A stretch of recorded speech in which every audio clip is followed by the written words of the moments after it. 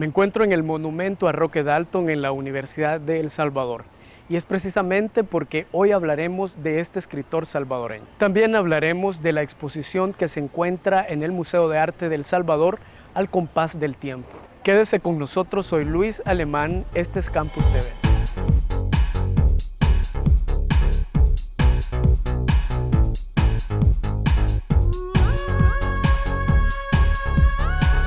Y antes de iniciar el programa de hoy, quiero invitarle a la exposición El Juego de los Niños, dibujos y pinturas de Cristian López. Estará abierta en la Pinacoteca Roque Dalton de la Universidad de El Salvador hasta el 20 de abril. Y esta pinacoteca lleva el nombre del personaje que les presentamos en el siguiente reportaje.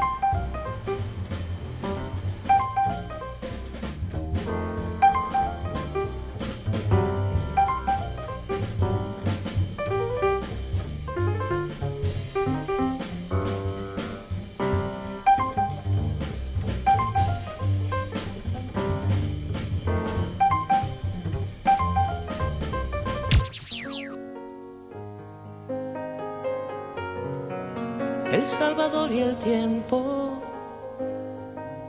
la suma del coraje, se han convertido en sol violento y han emprendido claro viaje. Se han convertido en sol violento y han emprendido claro. El Salvador, un país empobrecido y explotado, víctima de la represión por el régimen del general Maximiliano Hernández Martínez.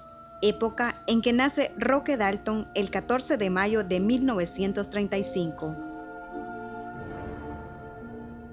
Roque Dalton es hijo de Winald Dalton y de María Josefa García. Dalton destaca no solamente por su prolífera y definida creación literaria, sino por conservar durante su vida una línea de conducta consecuente con sus ideales. Militó de joven en el Partido Comunista de El Salvador, del cual se separa y marcha a Cuba, donde se integra a las actividades culturales de la isla. Viaja por el campo socialista y retorna a El Salvador tras una cirugía plástica bajo el nombre de Julio Delfos Marín. Llegaste temprano al buen humor, al amor cantado, al amor decantado.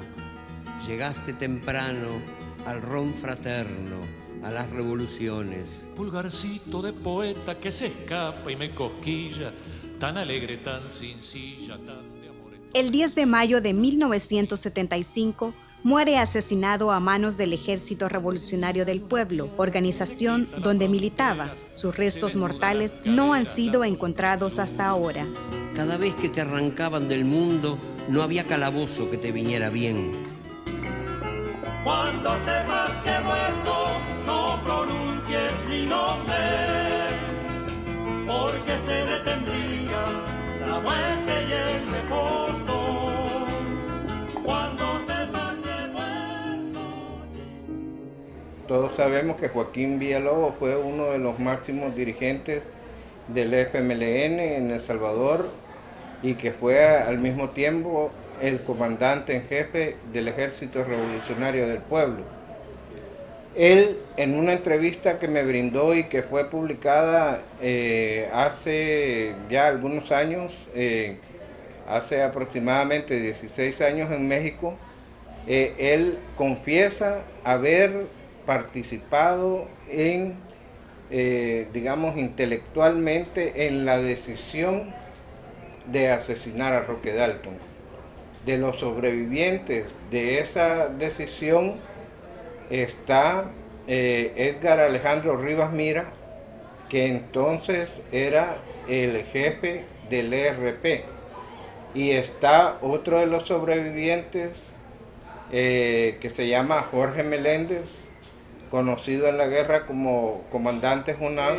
Hemos también indagado y hemos sabido que Joaquín Villalobos y Jorge Meléndez fueron del comando ejecutor, o sea, fueron, además de tomar la decisión de haber estado presentes y levantar la mano para tomar la decisión de asesinar a Roque Dalton, fueron de los que llegaron al lugar donde lo tenían recluido y ellos actuaron, dispararon. Primero, aclarar de una vez por todas, yo no soy asesino de Roque Dalton.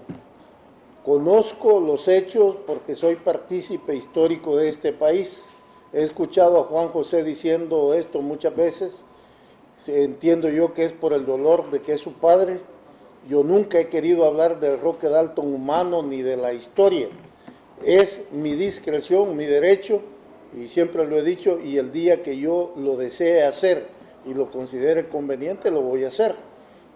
Y termino diciendo, no soy el asesino de Roque Dalton. Creo que las causales de la muerte de Dalton es que él se involucró en medio de la construcción de la guerrilla, y en las guerrillas, desgraciadamente, a lo largo de la historia han habido muchas historias trágicas. En Guatemala, en Nicaragua, en El Salvador, Dalton no es el único muerto. Cuando hay armas de por medio y no hay leyes, sino que se inventan los procesos, siempre habrá arbitrariedades o siempre habrá muertos, algunos justificados, otros no justificados.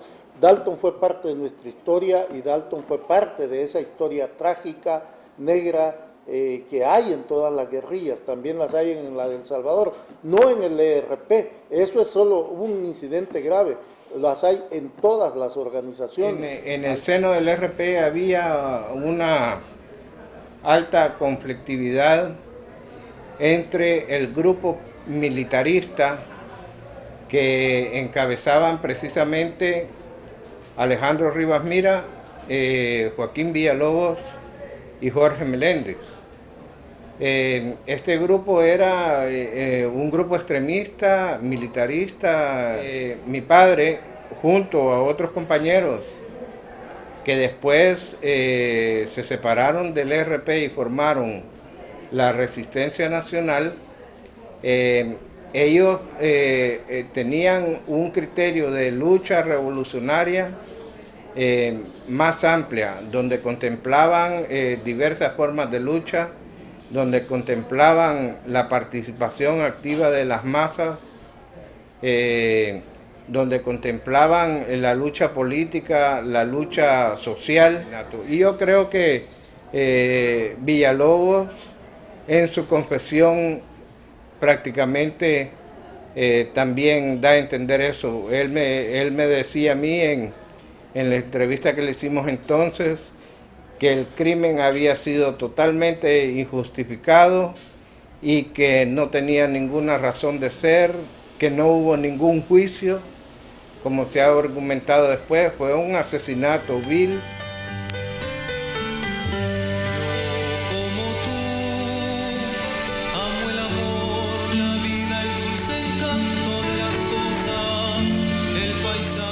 En el caso de Roque y en otros casos lo hay que deslindar la responsabilidad de los autores o partícipes, que eso, ¿verdad?, de la responsabilidad del ente encargado de administrar justicia, que es el Estado, en este caso, en principio la Fiscalía General de la República, ¿verdad? El clandestinaje del ERP favorecía que pudiera cometerse un crimen tan monstruoso y al mismo tiempo que ese crimen quedara impune, porque es muchísimos años después que se investiga la muerte, con resultados fallidos. Prácticamente no se encontró el cadáver, lo cual es una monstruosidad para nuestra memoria histórica y cultural. El poder que aplasta a Dalton o que pretende aplastar a Dalton es el poder dentro de la izquierda misma. Este planteamiento también tiene sus propios elementos claves para descifrar al Dalton desde el presente. Es decir, asesinan al cuerpo de Dalton, pero las ideas de Dalton continúan vigentes hasta nuestros días, siendo que desde la lectura de sus textos o desde sus planteamientos estéticos, nosotros podemos continuar explicando la problemática social del país, política del país. Porque Roque fue asesinado. No es un error de juventud, sino que es un asesinato. Yo creo que ha quedado impune precisamente para no tocar a fondo lo que él planteaba. Porque si se saca a flote eso, se va a ver cuál era verdaderamente las reales posturas de los que lo asesinaron y lo que él planteaba. no nos podemos refugiar en que eran errores juveniles, como suele decirse, ¿no? Yo creo que hay que plantear eso para discutir, y eso es sano para todos nosotros, sano para la memoria histórica de este país. Otro caso, Mario, que tenemos que asociarlo a eso, es el caso de Monseñor Romero. Monseñor Romero lo están ocupando hoy para que sea una especie de olorcito bueno para la ciudadanía, en términos generales, enajenada por la televisión. Pero tocar quienes han matado a Monseñor Romero, ahí están, pues, dirigiendo la economía de este país, dirigiendo lo social de este país, pretendiendo ocultar esas cosas. Es el mismo caso con Roque.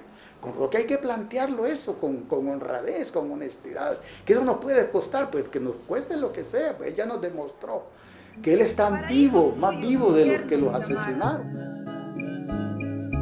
En nombre de los asesinados, unámonos contra los asesinos de todos, contra los asesinos de los muertos y de los medio muertos.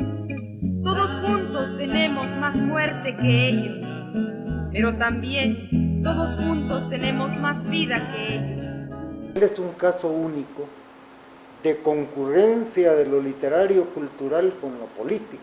Fue tan consecuente que prefirió morir, prefirió entregar su vida antes de fallarle al compromiso que él había asumido con este país. Pues la importancia de Roque es como autor, como hacedor de hechos estéticos, testimoniales. Sus libros de testimonios allí están, luego hablamos de ello indudablemente. Entonces eso representa eso, pero lo más importante es cuando él plantea que el escritor es una conducta, y la conducta es, por ejemplo, tú no vas a escribir como han hecho otras personas, por ejemplo, un día en la vida de los campesinos de este país, y luego se van a servirle a esos que están allí jodiendo a los campesinos, ¿no? Eso no es correcto. Entonces uno debe ser coherente con lo que hace. Eso lo planteó Roque. El poeta, por ser vanguardista, incursiona en el surrealismo, pero es un surrealismo que también absorbe otras tendencias. Por ejemplo, el romanticismo nocturno, también incluye el realismo social, el realismo testimonial, y eso le permite a él presentar una variedad de temas que tienen que ver con el país. Y así es como proyecta el país con una visión de cambio. Logra alcances interesantes en el sentido de el realismo, que está muy de moda en ese momento. Él lo lleva a su máxima expresión haciendo una serie de valoraciones o provocaciones que alteran en alguna medida o subvierten el orden de la historia de la estética en el país, y en alguna medida también subvierten el statu quo de la clase política o el poder oligárquico en el país. Es como el primer gran aporte que hace desde la literatura.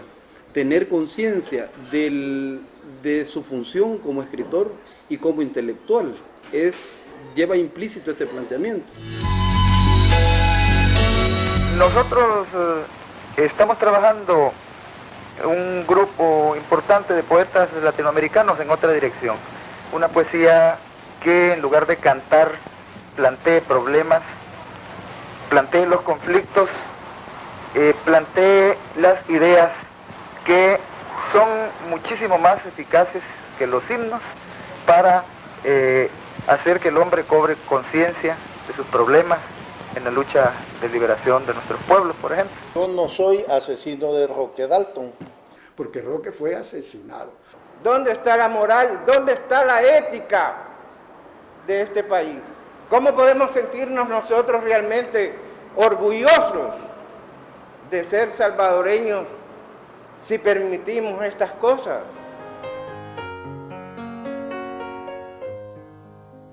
El tiempo está a favor de los pequeños, de los desnudos, de los olvidados.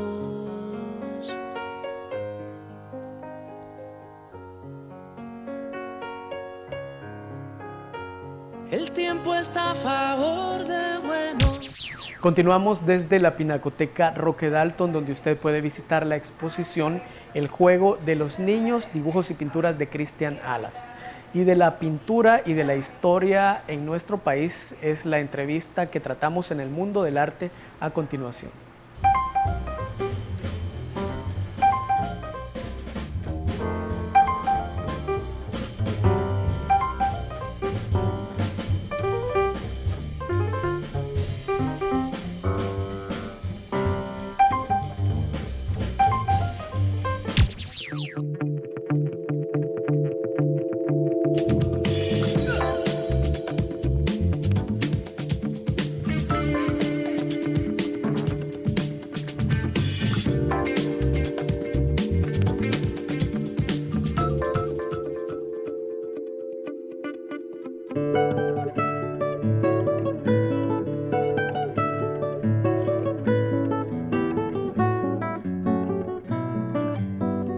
La muestra tiene 6 temas que están determinados por sucesos importantes dentro del desarrollo cultural, del desarrollo artístico del Salvador, ¿no?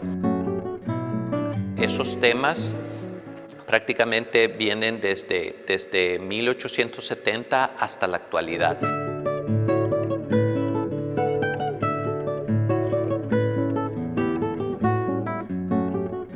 Cada tema tiene su contexto histórico en el cual prácticamente se muestra qué es lo que estaba pasando para entender así lo que es el hecho artístico. La sociedad salvadoreña estaba en un proceso de mayor apertura. Los avances en los transportes, en los medios de comunicación, posibilita eso que el país se enlace, que tenga mayores lazos, pudiéramos decir, por todas estas facilidades. Es la situación también de que llega un régimen liberal al poder ejecutivo, y también coincide con todo este crecimiento económico que posibilitaba la exportación del café, ¿no? Se empiezan a construir edificios públicos importantes, la influencia francesa muy fuerte, había presencia inglesa también en inversiones. Entonces la mira, digamos, de la sociedad estaba en el París de la época.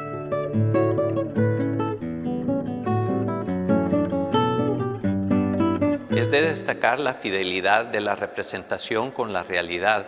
Se representa todo con una gran atención al detalle, con una gran exactitud. El país seguía con esa bonanza económica del café, de la exportación del café, y posibilita también de que haya ciertas salidas de artistas al exterior. Vamos a notar dentro de esta etapa el hecho de que hay influencias de otro centro cultural importante para el contexto latinoamericano, y este va a ser México. Y eso determina uno de los subtemas dentro de este periodo del cual vamos a hablar. Y tenemos una obra representativa, que es la que tienen ustedes acá, que es un paisaje prácticamente pues ilustra lo que es el paisaje salvadoreño, y es una obra de Miguel Ortiz Villacorta. Y tenemos acá una obra representativa de este subtema, una obra de Mejía Vides, donde se ve ese entorno, pues esa exuberancia del trópico, de la producción local también, de la fruta tropical, que vamos a ver también en otros artistas.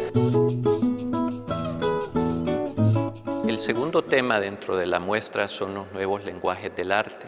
Esto abarca un periodo que va desde 1950 a 1969. Lleva como subtema las repercusiones del modernismo europeo, porque los artistas están viajando mucho más, están desplazándose a Europa, están desplazándose también a Estados Unidos. Vamos a ver el caso de Salarruec. Es una época también para el país en donde hay cierto crecimiento económico a través de otras exportaciones de otros productos, ya no solo el café, sino que también el algodón, la caña de azúcar, y es una época también de cierto movimiento que hay a nivel del espectro político. Se da el caso, por ejemplo, de la Revolución de 1948, que tiene sus repercusiones en este periodo. La figura de Salarrué es una figura clave por el hecho de que su obra es muy propia, muy original. Este bodegón que pueden ver ustedes prácticamente es un planteamiento nuevo, alejado de lo que es el bodegón tradicional. Entonces vemos cómo los artistas están explorando nuevas formas, están creando nuevos planteamientos. Y más adelante les presentaremos la segunda parte de esta entrevista con Rafael Alas. Ahora los dejo con el siguiente bloque de noticias.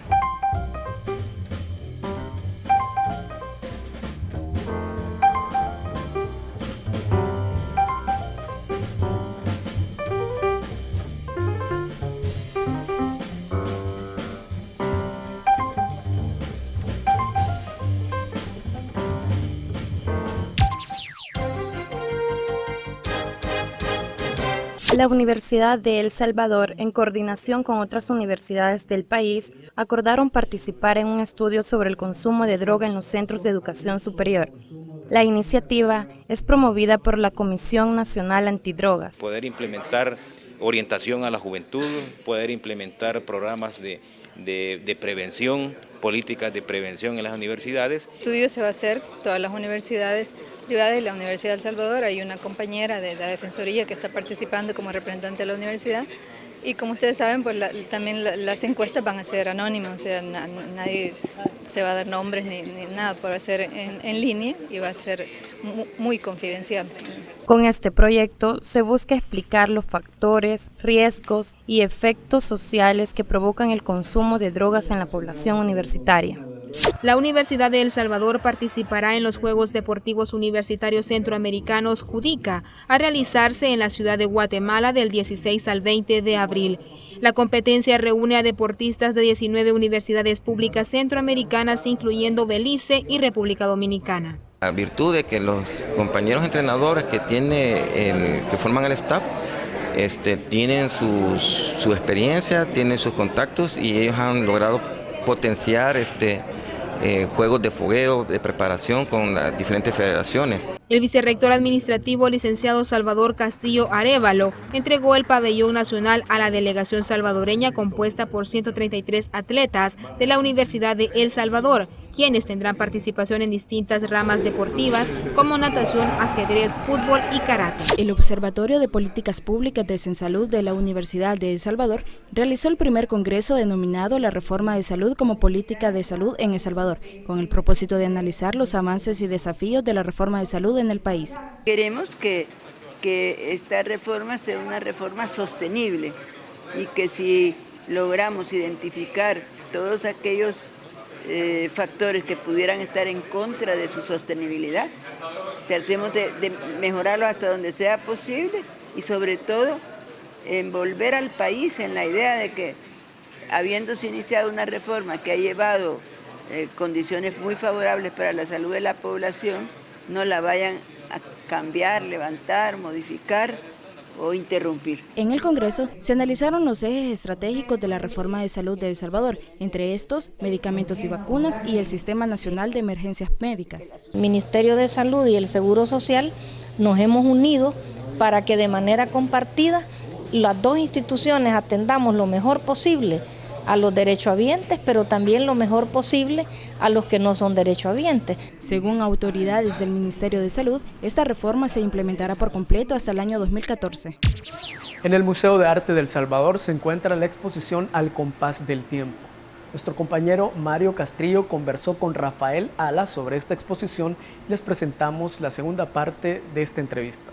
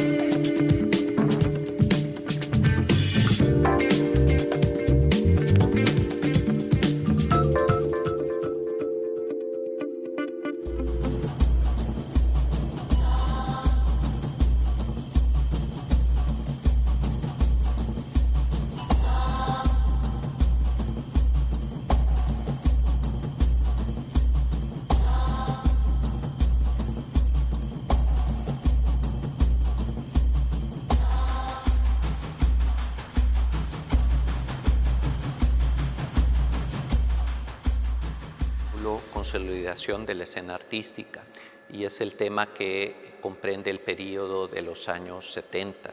Es un periodo de una cierta agitación, es un periodo previo al conflicto armado, donde se dan toda una serie de situaciones que ya evidencian el malestar de la población. El poder militar continúa manejando lo que es el poder ejecutivo, y todo eso va acumulándose junto con la situación social que representa uno de los problemas que va a desencadenar pues, el conflicto en años siguientes.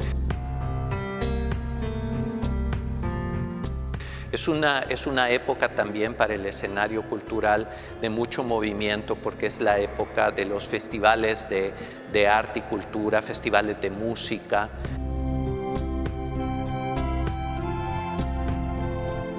Están viniendo al país también la visita de figuras del arte latinoamericano, y hay que tomar en cuenta que para esta época ya habían más espacios en donde el artista pudiera presentar sus obras.